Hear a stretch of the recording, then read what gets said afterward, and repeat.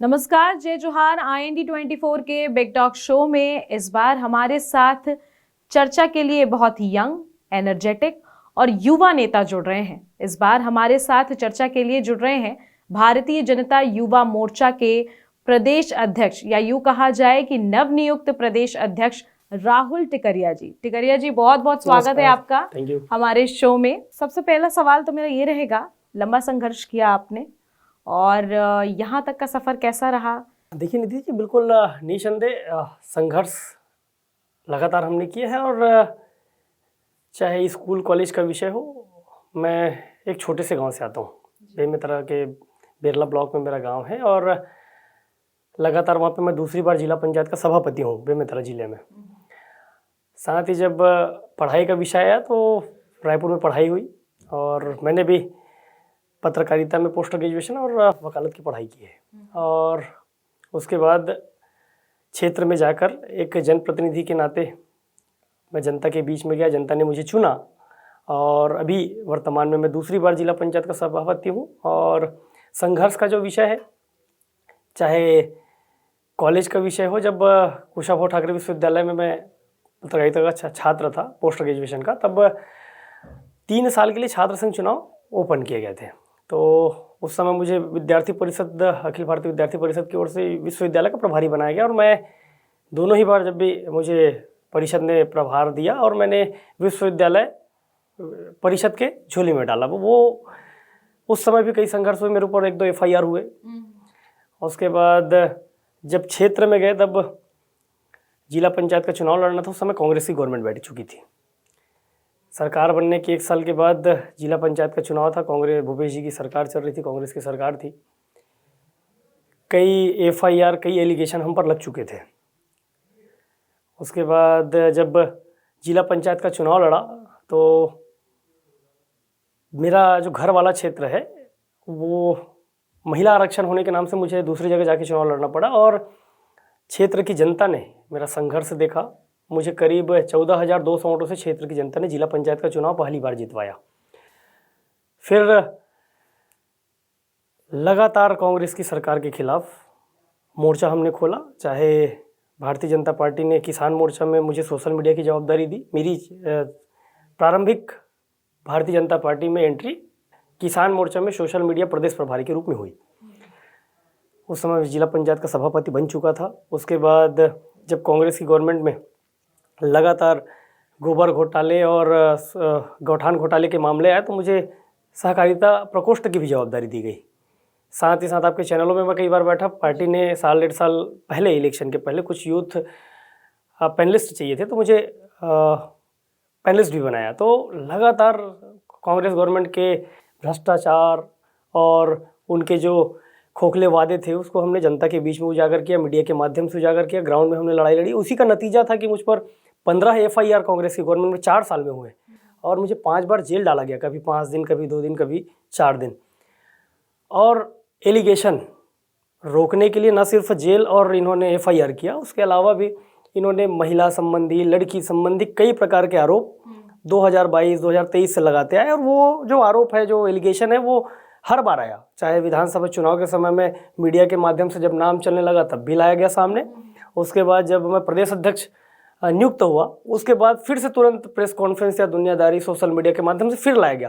तो ये जो एलिगेशन है कांग्रेस के भूत के, वो आज भी चल रहे हैं। तो ये खैर जो आरोप प्रत्यारोप है वो तो जीवन में चलता रहता है, कोई विषय नहीं है। लेकिन भारतीय जनता पार्टी ही एक ऐसी पार्टी है जो संघर्ष को वॉच करती है।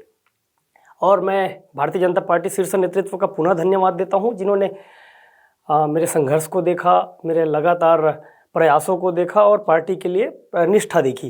भारतीय जनता पार्टी में ही संभव है कि आप काम करिए, आप संघर्ष करिए, आप पार्टी के लिए निष्ठा से काम करिए, पार्टी आपको कहीं से भी उठाएगी। मैं बेमेतरा के एक छोटे से गांव से उठ के आज युवा मोर्चा का प्रदेश अध्यक्ष की जवाबदारी पार्टी ने दी है। तो ये इसका हम बता सकते, प्रमाण कह सकते हैं कि भारतीय जनता पार्टी सभी के ऊपर नज़र रखती है।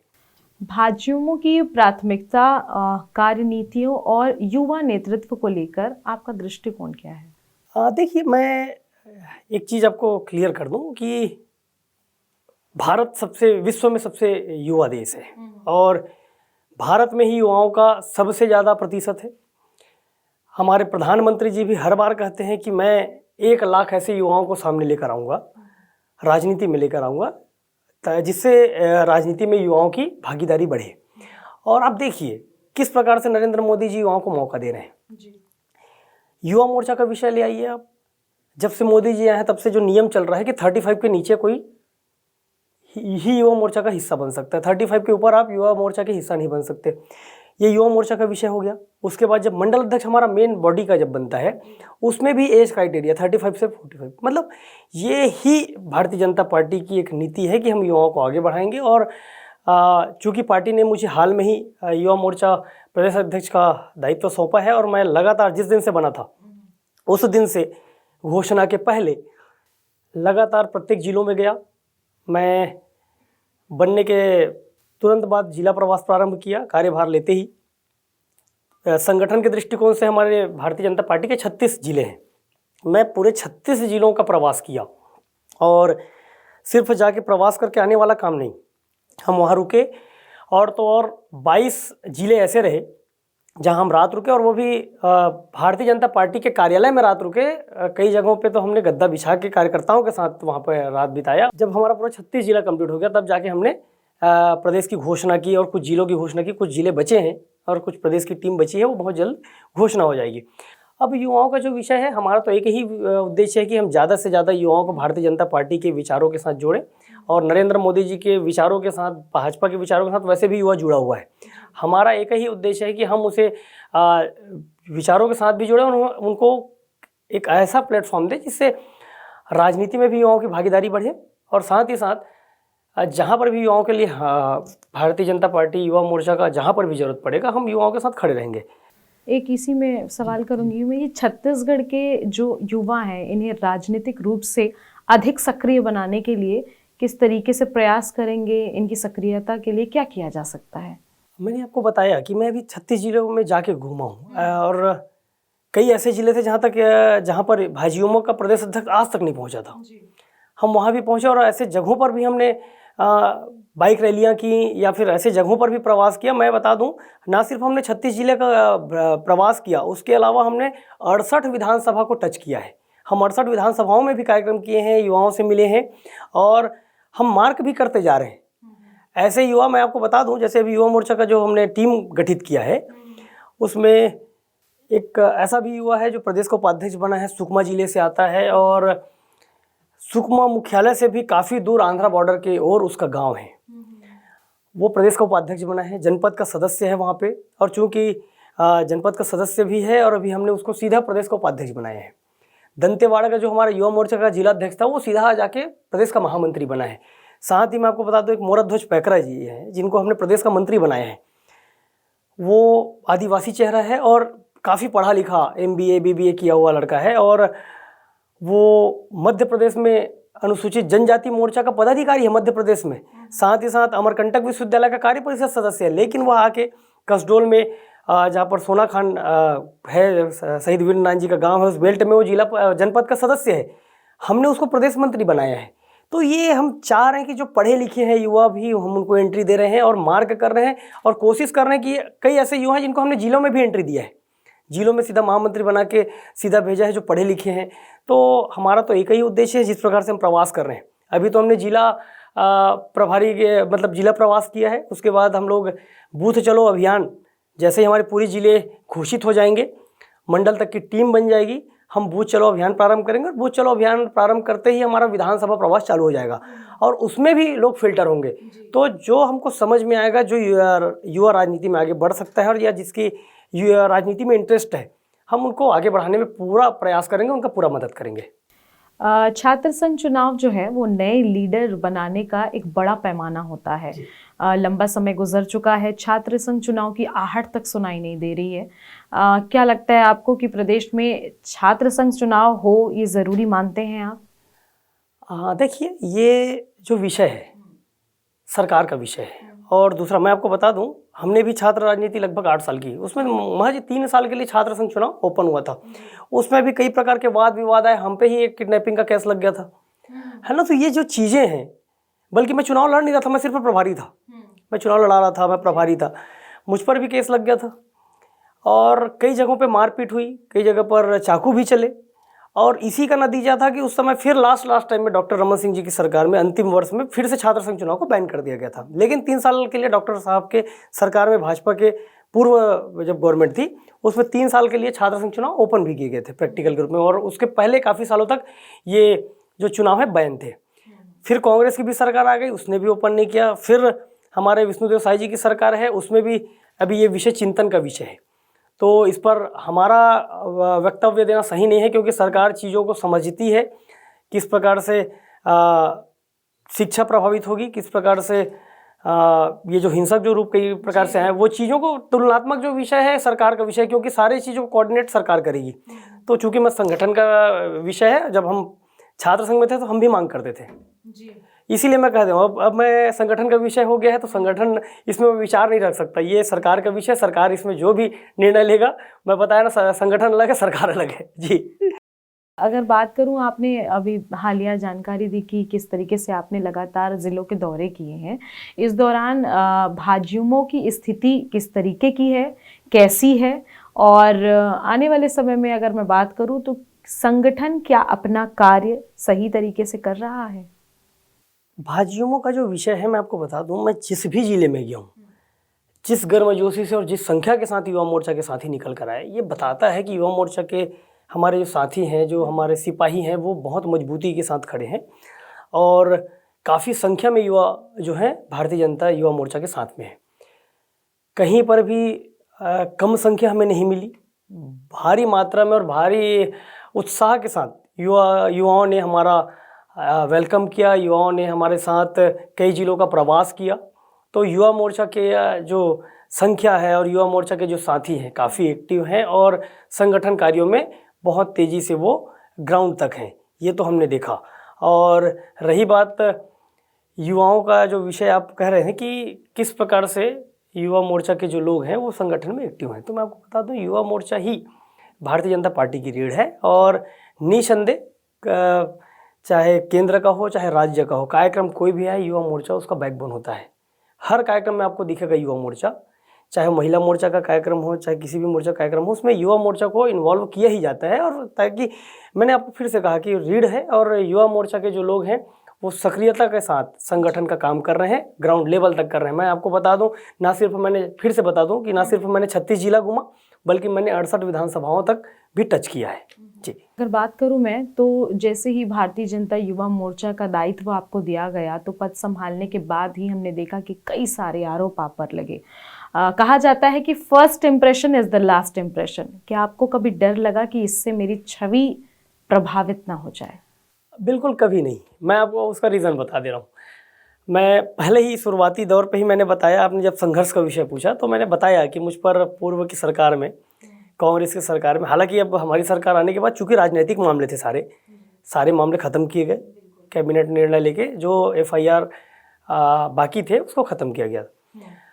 उस समय जब हमने ना सिर्फ मुझ पर नहीं, ये हमारे कई जनप्रतिनिधि, चाहे विजय शर्मा जी या डिप्टी CM है, गृह मंत्री हैं, उनको भी जेल में डाला गया।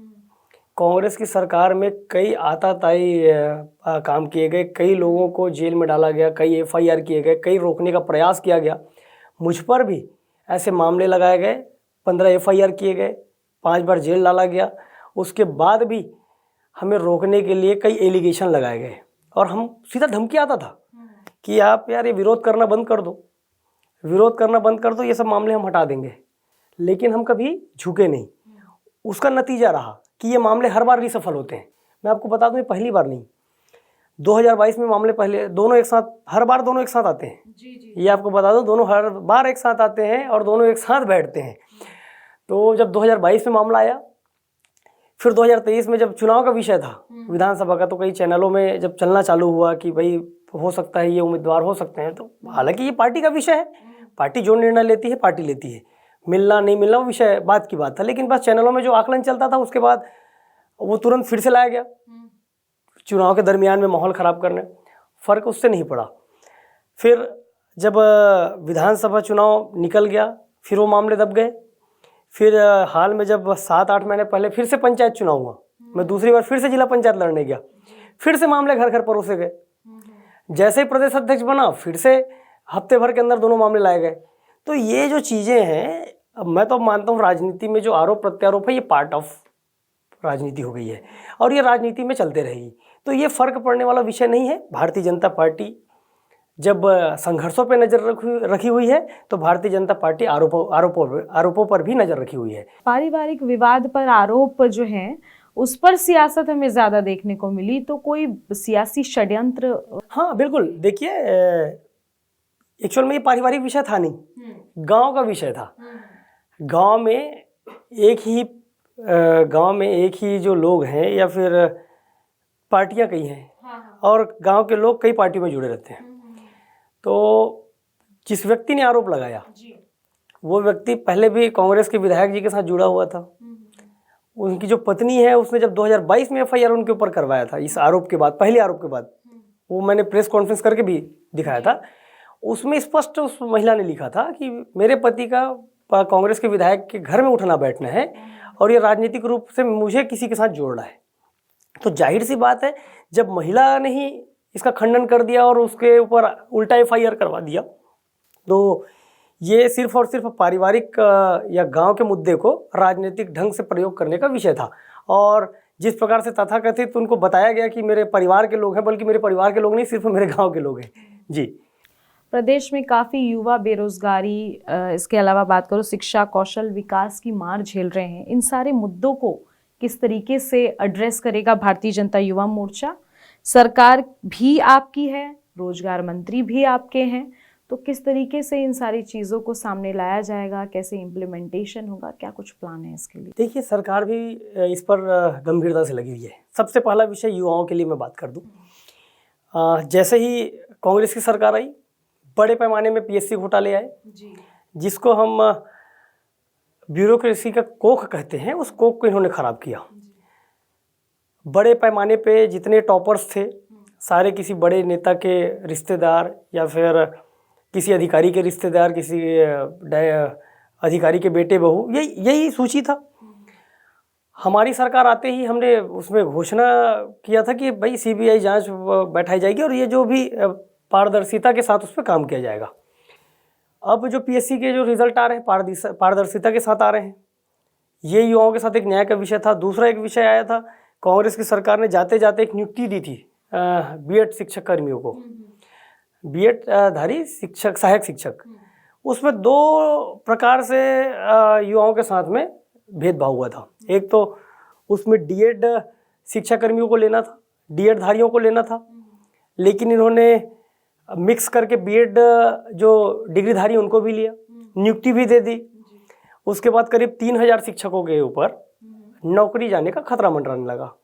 हाई कोर्ट ने कह दिया, सुप्रीम कोर्ट ने कह दिया कि इनको निकालो, लेकिन विष्णुदेव साय जी के सुशासन की सरकार और संवेदनशील सरकार, इस सरकार ने ये सोचा कि नहीं, इनका भविष्य खराब नहीं होना चाहिए। समायोजन किया गया, आज सभी वापस नौकरी पर हैं। और जो डीएड डिग्रीधारी हैं उनको भी नियुक्ति देने का काम प्रारंभ हो चुका है। आधे हो चुके हैं, आधे बचे हैं, 1300 के करीब बचे हैं। तो निसंदेह उनके द्वारा जो गलती की गई थी उसको भी हमारी सरकार सुधार रही है और युवाओं के साथ न्याय कर रही है। उसके अलावा कई वैकेंसीज आए और जहाँ पर भी कुछ आरोप लग रहे हैं उस पर भी हमारे संबंधित मंत्री स्पष्ट कर रहे हैं कि भाई अगर कोई विषय है तो हम उस पर जांच करेंगे। एकदम जांच का विषय आ रहा है, ऐसा नहीं कि हम उस विषयों से भाग रहे हैं। अब आप देखिए, जब विष्णुदेव साय जी जब 2 विदेशी दौरे से वापस आते हैं, पहली बार जब उन्होंने विदेश का दौरा किया, वहाँ से करीब 13,000 करोड़ का वो एमओयू करके आए। गुजरात के अहमदाबाद में जब मीट हुआ, वहाँ से 60,000 से भी अधिक का एमओयू करके वो छत्तीसगढ़ के लिए आते हैं। तो निसंदेह जो भी एमओयू हो रहे हैं या जो भी उद्योग यहाँ पे आएंगे छत्तीसगढ़ में, तो उससे युवाओं को ही बेनिफिट है और युवाओं को ही रोजगार मिलना है। ऐसा तो नहीं कि बिना युवाओं के या फिर बिना रोजगार के वो चीज़ें चल जाएंगी। तो लगातार संवेदनशील सरकार है और युवाओं के लिए ध्यान दे रही है। और जो भी कमी है, चूँकि हाल में भी 2 ही साल हमने कंप्लीट किया है, और जो जिन घोषणाओं के साथ हम आए थे उनमें से 90 मतलब ये बोल सकते हैं कि 90% घोषणा हमने पूर्ण भी की है। क्या युवा मोर्चा सरकार से सवाल पूछ सकता है या केवल समर्थन तक सीमित है?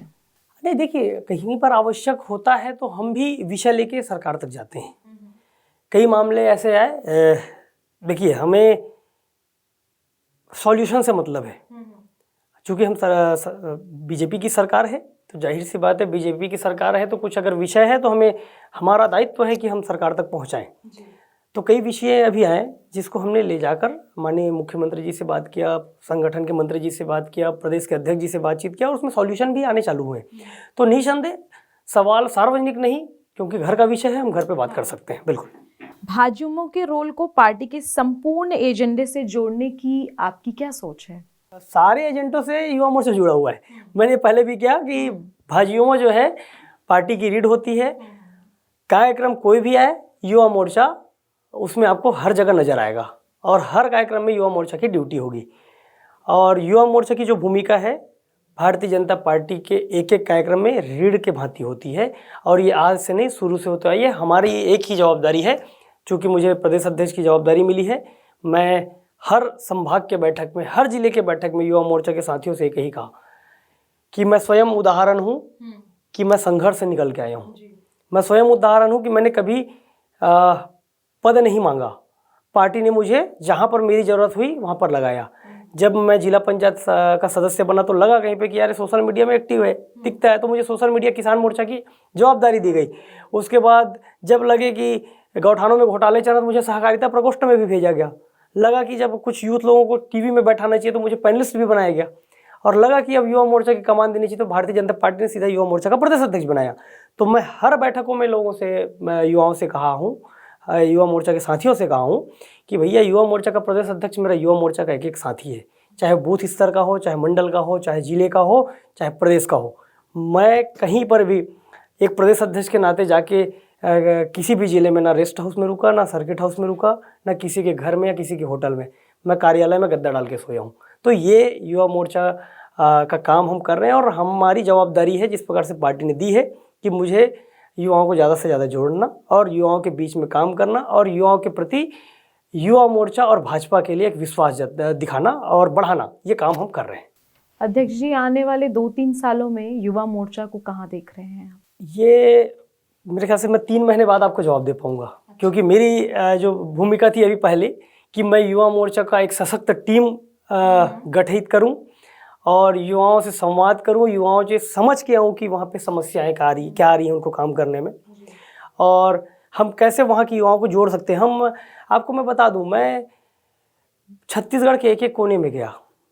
हम सिर्फ जैसे मोहला मानपुर, खैरागढ़ मोहला मानपुर जो जिला है ना, वहाँ पर भी ऐसे स्थानों पर भी हम जाके कार्यक्रम किए, ऐसे गांव में भी जाकर काम किए जहाँ पर कभी नक्सलियों का आतंक हुआ करता था। युवाओं के लिए विश्वास, वहाँ के लोगों को हम कैसे विश्वास जीत सकते हैं, हम उनके साथ कैसे खड़े हो सकते हैं, ये हमारा प्रयास है। पुराने जो युवा मोर्चा के अध्यक्ष थे काफ़ी नाराज़ दिखते हैं वो पार्टी से। आए दिन उनके वीडियो पोस्ट होते रहते थे, हम ज़रा उसको देखते थे। लेकिन जैसे ही आपने कमान संभाली, क्या उनसे कोई चर्चा हुई, बातचीत हुई, मुलाकात हुई और कुछ सुझाव मिले? मेरे कार्यभार में भी आए, वो कार्यभार ग्रहण के दिन भी आए, और कल भी मेरी उनसे बात हुई है। लगातार कुछ विषयों पे उनका फ़ोन आ जाता है या मैं फ़ोन कर लेता हूँ, और कुछ उनकी व्यक्तिगत नाराज़गी है और समय के साथ तो दूर हो जाएगा, और वो हमारे प्रदेश अध्यक्ष, निवर्तमान प्रदेश अध्यक्ष रहे। मेरी चर्चा के दौरान तो ये बिल्कुल समझ में नहीं आया कि वो एकदम सरकार के खिलाफ है। कुछ व्यक्तिगत नाराज़गी है, कुछ क्षेत्रीय नाराज़गी है उनकी। निसंदेह बहुत जल्द और उनकी बातचीत से लगता है कि ये चीज़ें सॉर्ट आउट हो जाएंगी। एक अंतिम सवाल लूंगी। 2028 विधानसभा चुनाव और 2029 लोकसभा चुनाव में युवाओं की भागीदारी बढ़ाने के लिए आपके पास कौन से विशेष अभियान हैं? विशेष अभियान भारतीय जनता पार्टी स्वयं चला रही है। विशेष अभियान नरेंद्र मोदी जी स्वयं चला रहे हैं। वो हर मंच पर करते हैं युवाओं के बीच में कि मेरा टारगेट है कि मैं करीब 1 लाख युवाओं को राजनीति में लाऊं, और ये ट्रैक भारतीय जनता पार्टी ने चालू कर दिया है। युवा मोर्चा में 35 के ऊपर का एंट्री नहीं है। जिला अध्यक्ष में हम 33 तक चल रहे हैं। जिला अध्यक्षों की जो एंट्री है 33 तक है।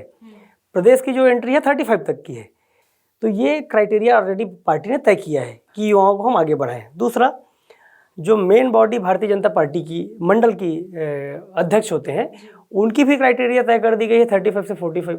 मतलब टोटल युवाओं को कैसे मौका देने का जो ट्रैक है और जो भूमिका है तो भारतीय जनता पार्टी और नरेंद्र मोदी जी स्वयं तय कर चुके हैं। बस हमारा एक ही काम है कि हम उनके जो सोच है और उनकी जो विज़न है उस पर हम काम करेंगे। ऑटोमेटिक युवाओं को मौका मिलेगा। आप देखिएगा विधानसभा में भी मौका मिलेगा और लोकसभा में भी मौका मिलेगा। और आप देखिए किस प्रकार से छत्तीसगढ़ में मौका मिल ही रहा है, अन्य राज्यों में मौका मिल ही रहा है, नए नए मंत्री बनाए जा रहे हैं, नए नए डिप्टी सीएम बनाए जा रहे हैं। तो ये भारतीय जनता पार्टी में ही संभव है। तो संघर्ष अगर लगातार किया जाता है तो सफलता ज़रूर हाथ लगती है। कहीं ना कहीं ये किस्सा जो है राहुल टिकरिया जी पर बिल्कुल सूट होता है, क्योंकि संघर्ष बहुत ज़्यादा था और संघर्ष के साथ कई आरोप और प्रत्यारोप की चीज़ें भी लगातार चलती आई। सारी चीज़ों से डील करते हुए वो प्रदेश अध्यक्ष की कमान तक तो पहुंच गए हैं। आगे किस तरीके से मैं बात करूं युवा मोर्चा की कमान को वो संभालते हैं, 2-3 साल में युवा मोर्चा कहां पहुंचता है वो देखने वाली बात होगी। वैसे भारतीय जनता पार्टी की रीढ़ की हड्डी युवा मोर्चा को कहा जाता है। राहुल टिकरिया ने बताया कि वो लगातार कई सारे जिलों में घूम रहे हैं, एकजुट कर रहे हैं लोगों को, युवाओं को एक तरीके से युवा मोर्चा में शामिल किया जा रहा है। खास करके ऐसे युवाओं को जो राजनीति में अपना एक भविष्य देखते हैं।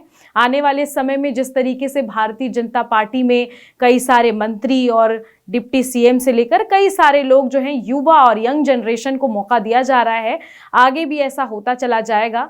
और जिस तरीके से राहुल टिकरिया जी ने बताया कि युवा मोर्चा जो है वो युवाओं की आवाज़ है, युवाओं की आवाज़ बनना, उन्हें रोजगार के आयाम देना, हर तरीके से जितनी मदद युवाओं की हो सकेगी वो करेंगे। तो बहुत बहुत शुक्रिया इस शो में समय देने के लिए राहुल जी।